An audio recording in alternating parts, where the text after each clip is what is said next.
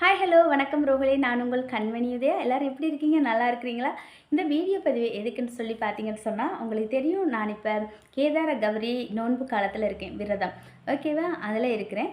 இந்த விரதத்தை உபவாசமாகவும் இருப்பாங்க, விரதமாகவும் இருப்பாங்க. சரியா? அதுக்கான ஒரு பதிவு தான் இது. விரதம் சில பேரால் இருக்க முடியாது, உபவாசமும் விரதமும் சில பேரால் இருக்க முடியாது.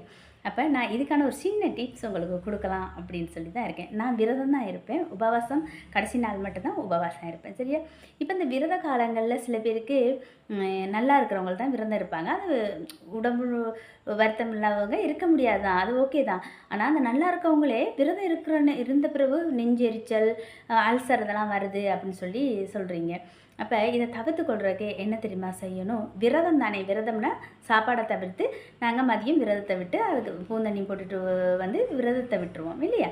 விரதத்தை விட்டுட்டு நாங்கள் வளமையாக மரக்கறிகளோட அங்கால லைட்டான உணவுகள் எடுத்துக்கொள்கிறது தான் இரவுக்கு அப்படின்ற மாதிரி. இதுமாரி ரொட்டைன் அதே மாதிரி விடியையில் ஒன்றும் இல்லை. அதாவது சில பேர் பால் தண்ணி அதுகள் எடுத்துக்கொள்வாங்க.